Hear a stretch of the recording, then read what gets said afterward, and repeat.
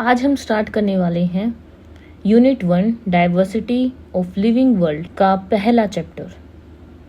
Bio की NCERT को line to line study करने के लिए इस वीडियो को अपने फ्रेंड्स के साथ ज़्यादा से ज़्यादा शेयर करें ताकि ज़्यादा से ज़्यादा बच्चों को इसका लाभ हो सके।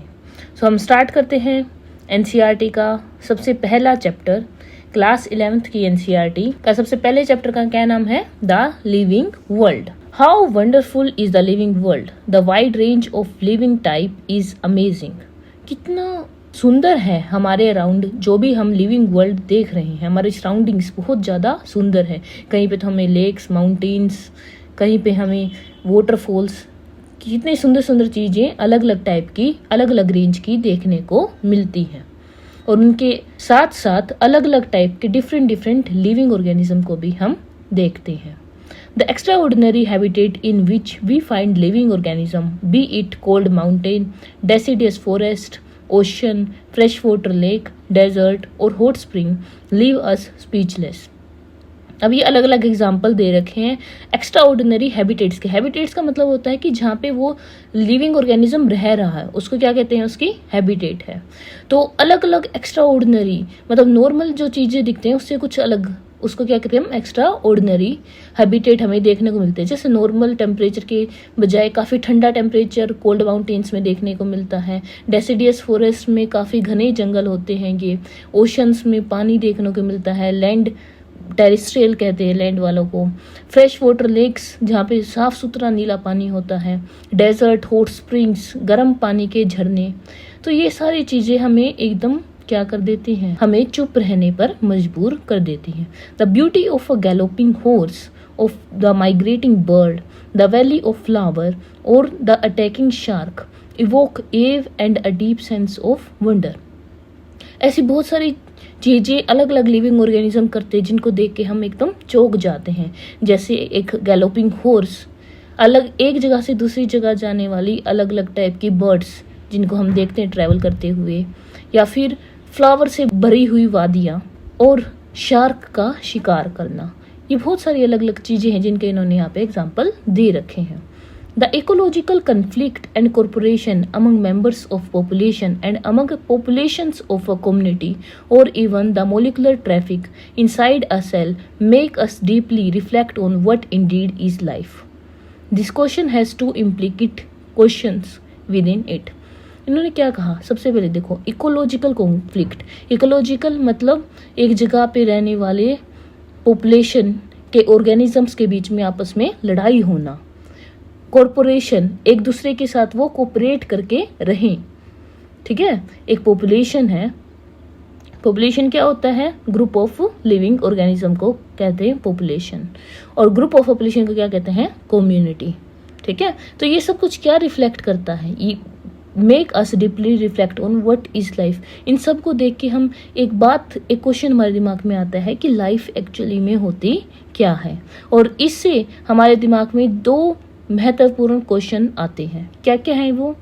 सबसे पहला question, the first is technical one and seek answer to what living is oppose to the non living, and the second is philosophical one and seek answer to what purpose of life is. पहला जो question है वो काफ़ी ज़्यादा technical है और हमें simply ये डिफ्रेंशिएट करने पे मजबूर कर देता है कि लिविंग और नॉन लिविंग में क्या फ़र्क है।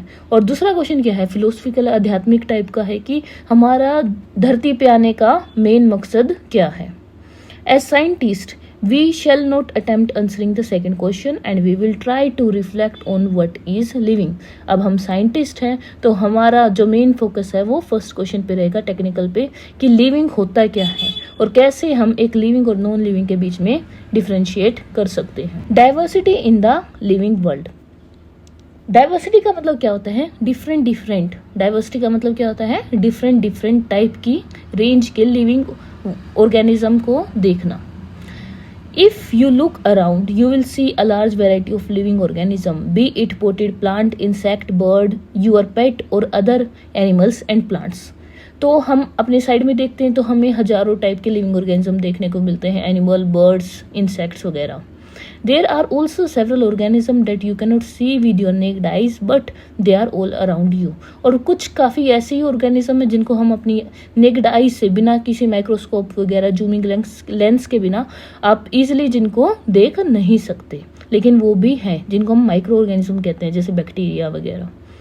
If you were to increase the area that you make observation in, the range and variety of organism that you see would increase।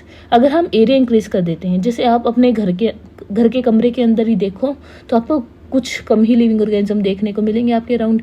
आप पूरे घर में देखोगे और इंक्रीज हो जाएगी, घर के साथ में गार्डन को भी इंक्लूड कर लोगे और भी ज़्यादा लिविंग ऑर्गेनिज्म को देखोगे। और ऐसे ऐसे एक सिटी का सर्वे करोगे तो कितने ज़्यादा लिविंग ऑर्गेनिज्म होते हैं। तो इनका कहने का मतलब है जैसे जैसे आप एरिया बढ़ाते जाते हो, लिविंग ऑर्गेनिज्म की वेराइटी और उनका नंबर भी बढ़ता चला जाता है। Obviously, if you visit a dense deep forest, you would probably see a much greater number and kind of living organism in it। अब ये डिपेंड करता है कि आप कहाँ पे देख रहे हो। एक सूखे डेजर्ट में देखोगे तो वहाँ पे कम लिविंग वैरायटी देखने को मिलेगी, उसकी बजाय किसी डेंस फॉरेस्ट में जाके देखोगे जैसे अमेजन है, वहाँ पे बहुत ज़्यादा greater number of varieties of living organism आपको देखने को मिलेंगे।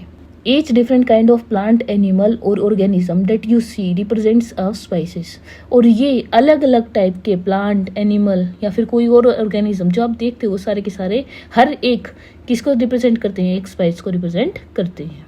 The number of species that are known and described range between 1.7-1.8 million। तो ये इतनी सारी स्पाइसेस हैं, तो दिमाग में क्वेश्चन आता है कि टोटल कितनी स्पाइसेस होंगी अर्थ के ऊपर। तो अब तक जितनी स्पाइसेस ह्यूमन ने स्टडी कर रखी है, जिनको डिस्क्राइब कर रखा है, वो कितनी है? 1.7 to 1.8 मिलियन। 17-18 लाख स्पाइसेस को ही हमने अब तक स्टडी और डिस्क्राइब कर रखा है। This refer to biodiversity. और इसको क्या कहते हैं? बायोडाइवर्सिटी कहते हैं। मतलब बायो का मतलब क्या है? लिविंग। बायो हमेशा किसके लिए वर्ड यूज किया जाता है? लिविंग ऑर्गेनिज्म के लिए। और डाइवर्सिटी मतलब अलग अलग टाइप के living organism. So biodiversity stand for variety of the living organism जो कि हमें देखने को मिलते हैं। तो ये था हमारा 3rd पेज एनसीईआरटी का। Please do share and subscribe the channel. Thank you.